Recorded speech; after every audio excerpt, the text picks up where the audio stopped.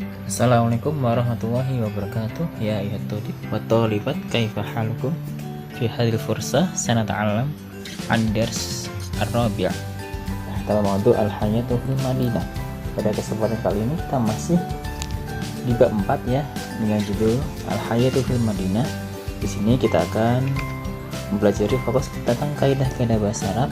Kita melanjutkan kaidah bahasa Arab di bab kedua kemarin ya, al-qawaid al-lughawiyah. Dalam kesempatan kali ini kaidah bahasa Arab kita akan belajar dua kaidah ya. Pertama tentang anwa'ul i'rab, ini dari ilmu nahwu, dan yang kedua fi'lur rubai al-mujarrad. Nah, ini dulu pernah Ustaz menjelaskan sekilas ya tentang apa itu i'rab dan juga apa itu fi'il rubai mujarrad. Nah, pada kesempatan kali ini kita akan mempelajari lebih detail lagi ya. Kita langsung ke bagian pertama, anwa'ul i'rab. Nah, masih ingatkah kalian dengan i'rab? Nah, i'rab kalian masih ingat dengan mabni dan mu'rab? Nah, mabni sudah kita pelajari jenis-jenisnya. Sekarang kita mempelajari tentang jenis-jenis i'rab, anwa'ul i'rab. Nih, kalian perhatikan dulu ya. Perhatikan harokat terakhir dari kata yang berwarna biru dari setiap kalimat sebagai berikut. Nih ada kalimat yahumu at-ta'iru, ro'a Muhammadun at-ta'ira yahumu, nadortu ila ta'iri yahumu. Kalian perhatikan kata yang warnanya biru, dan kalian perhatikan harokat terakhirnya. Di kalimat pertama yahumu at-ta'iru, kata yang warna biru harokatnya di dhammah. Kemudian ro'a Muhammadun at-ta'ira yahumu, harokat at-ta'ir diapakan? Ya betul, di fathah. Kemudian nadartu ila ta'iri yahumu, kata yang berwarna biru harokatnya terakhir diharokati, ya betul, diharokati dengan harokat kasrah. Ini. Nah, kalimat pertama at-ta'ir harokatnya di dhammah. Kemudian ro'a Muhammadun at-ta'ira yahumu, harokat terakhir dari at-ta'ir di fathah. Kemudian kalimat yang terakhir nadartu ila ta'iri yahumu, harakatnya at-ta'ir di kasrah. Jika kita menemukan ada isim ya, itu ada alnya berarti dia isim, at-ta'ir itu isim karena ada al, harakat terakhirnya di dhammah, maka kita sebut dia itu i'rabnya rafa. Dan bila kita menemukan isim seperti kalimat kedua, kemudian harakat terakhirnya di fathah, kita sebut dia termasuk jenis i'rab an-nasab atau an-nasbu. Kemudian jika kita menemukan suatu isim itu ada alnya, kita ada isimnya, harokat terakhirnya di kasroh seperti at-ta'iri, maka dia termasuk jenis i'rab al-jarru, i'rab jar, begitu ya. Dan kita masuki yang ke kata kerja. Yuqidu aliyun al-misbaha, lan yuqida aliyun al-misbaha, lan yuqid aliyun al-misbaha. Kalian perhatikan kata yang berwarna biru dan kalian perhatikan harokat terakhirnya. Kita perhatikan kalimat pertama, yuqidu aliyun al-misbaha. Yuqidu, harokat yuqidunya di dhammah, ya betul. Lan yuqida aliyun al-misbaha, kata yang berwarna biru harokat terakhirnya diapakan? Ya betul, lan yuqida di fathah. Di fathah. Kemudian kalimat terakhir lam yuqid aliyun al-misbaha, harakat dari yuqid berubah menjadi di sukun, ya betul. Penyebab dia kalimat kedua kenapa di fathah? Karena didahului dengan lam, ya, artinya tidak akan. Kemudian kalimat terakhir lam yuqid, kenapa disukun? Karena diawali dengan lam yang artinya tidak. Jadi kalau kita artikan yuqidu aliyun al-misbaha, Ali menyalakan lampu.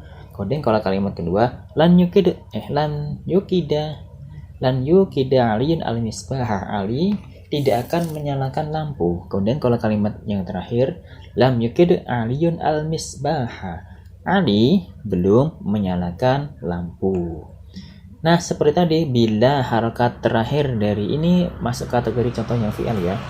Bila harokat terakhirnya di dhammah, maka dia termasuk jenis dari i'rab rafa atau ar-raf'u. Kemudian jika harokat terakhir dari kata yang berwarna biru itu di fathah, maka dia masuk jenis i'rab an-nasbu. Kemudian jika kata yang berwarna biru itu diharokatnya di sukun, as-sukunu, maka dia termasuk i'rab al-jazmu atau i'rab jazm. Nah, kalimat yang atas ini, kalau yang ketiga kalimat di atas cuma termasuk contoh dari isim, i'rab dari isim. Kemudian kalimat yang tiga yang bawah itu yang kotaknya berwarna putih, dia termasuk contoh dari fi'il ya, dari kata kerja. Nah, kesimpulannya ini jumlah kalimat yang nama harakat itu adalah tanda i'rabnya, alamatul i'rab, tanda i'rabnya ada dhammah, fathah, kasrah, dan yang terakhir as-sukunu, betul. Kemudian yang terakhir adalah dia termasuk jenis i'rab apa. Nah, kita kesimpulannya jenis i'rab ada 4 ya. Pertama ar-raf'u, an-nasbu, kemudian al-jarru, al-jazmu. Ar-raf'u tanda i'rab rafa bila harakat terakhir dari suatu kata di baik berupa isim ataupun fi'il. Kemudian an-nasbu, harakat tanda i'rabnya jika kita menemukan suatu isim atau fi'il harakat terakhirnya di fathah. Kemudian i'rab jar bila kita menemukan isim saja, tidak ada di fi'il, harakat isimnya kalimat terakhirnya di kasrah. Kemudian kalau i'rab jazm tandanya dengan sukun hanya ada di fi'il saja. Jadi kalau i'rab jazm bila kita melakukan suatu kata kerja harakat terakhirnya di dhammah di sukun, maka dia adalah i'rab jazm. Itu kesimpulannya. Ini ada latihan. Yahumu at-tairu, ra'a Muhammadan at-tair ra yahumu, nadartu ila tairi yahumu. Kira-kira kata kalimat pertama yang bermakna biru itu i'rabnya apa? Coba debat. Yahumu at-tairu. Nah, betul, i'rab rafa. Ra'a Muhammadun at-taira yahumu. I'rabnya apa dia? Ya betul, i'rab nasab. Karena at-tair harakat terakhirnya di fathah. Kemudian nadartu ila ta'iri. At-ta'iri dia i'rabnya apa? Betul, i'rab jar karena harakat terakhirnya di kasrah. Kemudian kita yang ke bawah. Yuqidu aliyun al-misbahah. Kita lihat aliyun. Nah, itu i'rabnya apa? Ya betul, dia i'rabnya rafa karena harakat dia isim, harakat terakhirnya di dhammah. Al-misbahah. Dia i'rabnya apa? Kalian perhatikan. Al-misbahah harakat terakhir diapakan? Ya betul, di fathah, maka dia termasuk dari i'rab nasab. Ya. Dan seterusnya. Ini ada contoh yang lain hampir sama juga. Nah, kita memasuki bagian kedua, qawaid al-lughawiyah. Bagian fi'lur rubai al-mujarrad. Masuk ke bahasan tata bahasa Arab di bagian ilmu sharah. Dulu pernah kita pelajari tentang pembagian kat fi'il. Bila dilihat dari jumlah hurufnya ada 2 jenis. Pertama, fi'il sunasi, hurufnya ada 3. Kemudian fi'lur rubai, jumlah huruf penyusunnya ada 4 huruf asli. Kemudian kalau fi'il sunasi ini contohnya ada na, so, ro. Hurufnya ada 3, nun, sod, dan ro. Nun lokasinya di fa fi'il, sod lokasinya di ain fi'il, kemudian ro lokasinya di lam fi'il. Kemudian kita ke fi'il rubai. Nah, di sini ada contoh jalbaba. Jim huruf pertama, lam huruf kedua, ba huruf kedua, huruf ketiga, ba terakhir huruf terakhir. Jim ini lokasi dalam kalimat dalam kata disebut sebagai fa'ul fi'li karena sejajar dengan fa fi'il. Lam lokasinya di ainul fi'li karena sejajar dengan ain fi'il. Ba yang pertama lokasinya di lamul fi'li karena sejajar dengan lam fi'il. Ba terakhir lokasinya di lam fi'il juga karena sejajar dengan lam fi'il dari fa'lala. Kita bahasan yang khusus kita sekarang akan bahas tentang fi'il rubai ya. Fi'il rubai yang jumlah hurufnya ada 4 huruf asli juga dibagi menjadi 2. Pertama, fi'il rubai al-mujarrad, jumlah hurufnya terdiri dari 4 huruf asli. Kemudian fi'il rubai al-mazid, Jumlah hurufnya ada 4 ditambah huruf tambahan. Ini contoh fi'il sulasi mujarrad.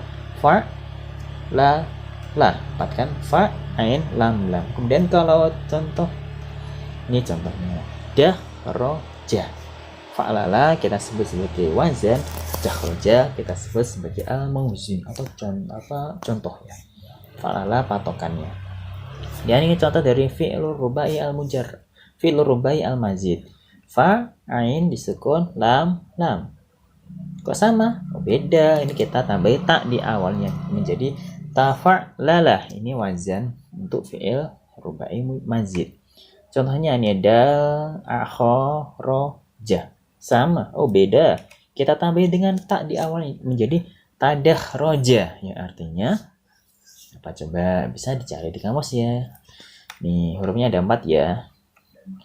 Untuk hari ini kita akan belajar khusus tentang fi'il rubai mujarrad ya. Ada 2 juga ya. Pertama, fi'il rubai mujarrad. Kedua, mulhaqul fi'li ar-rubai al-mazid. Mulhaqul fi'li ar-rubai al-mujarrad. Jumlah hurufnya terdiri dari 4 huruf asli yang biasanya diambil dari nanti kita lanjutkan ya. Contoh fi'il rubai mujarrad ada fa, la. Ada fa, la. Ini yang kita sebut sebagai wazan atau patokan ya. Patokan kayak tadi. Dakhroja, lokasinya di mana? Kho, lokasinya di mana? Gitu ya. Ini contohnya dakhroja. Ini al-mauzun atau contohnya yang mengikuti patokan tadi fa'lala. Yang artinya menggelincirkan. Dan contoh dari fi'il mulhaq fi'il rubai mujarrad, jumlah hurufnya terdiri dari 4 huruf asli yang biasanya diambil dari fi'il sulasi mujarrad, ya. Contoh dari jalbaba. Ini hurufnya ada 4. Artinya memakai jilbab. Ini diambil dari bentuk aslinya dari jalaba yang artinya membawa. Nah, ditambah ba di tengah menjadi jalbaba. Ya, aslinya dia diambil dari fi'il sulasi mujarrad ya. Kemudian diubah menjadi fi'il rubai mujarrad. Beda kalau dakhroja.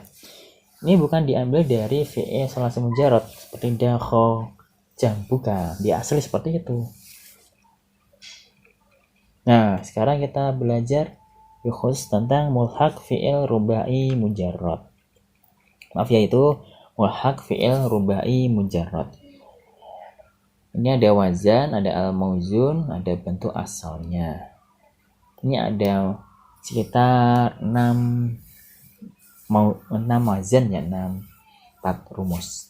Rumus pertama dia itu memakai patokan fa'ala. Mauzun contohnya hauqala. Itu ada waw di tengah ya. Ini diambil dari fi'il sulasi mujarrad, bentuk asalnya haqala. Ditambah dengan waw ya. Kemudian lanjutnya wazan kedua atau rumus kedua fa'wala. Di situ ada waw juga, tapi wawnya di huruf sebelum akhir di fathah. Mauzannya contohnya ada jahwaro. Diambil dari fi'il sulasi mujarrad yang bentuk asalnya jahara. Kemudian wazan ketiga fa'ala. Mauzunnya atau contohnya yaknya ada ditambah dengan huruf ya yang disukun. Contohnya ada baitoro, ada yaknya setelah ba. Kira-kira ini bentuk asalnya bagaimana? Betul, bentuk aslinya batoro dari fi'il sulasi mujarrad.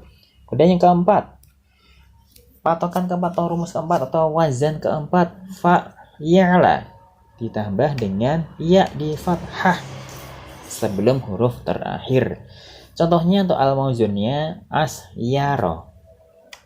Bentuk aslinya asaro. Rumus yang kelima atau al-waznu yang kelima fa'la. Ini ditambah dengan alif lazimah ya di bagian paling akhir. Contohnya atau al-mauzunnya salqa. bentuk aslinya dari fi'il sulasi mujarad salaqa. Kemudian rumus yang keenam atau al-waznu yang keenam, fa'lala.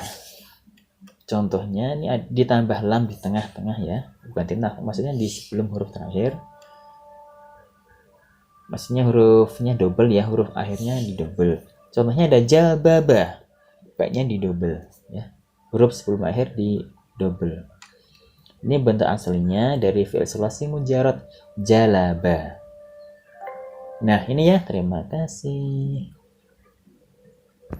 Terima kasih karena telah menyimak. Itulah sekilas paparan tentang penjelasan tentang kaidah nahwu dan shorof di pertemuan di bab keempat ini. Terima kasih atas perhatiannya. Assalamualaikum warahmatullahi wabarakatuh.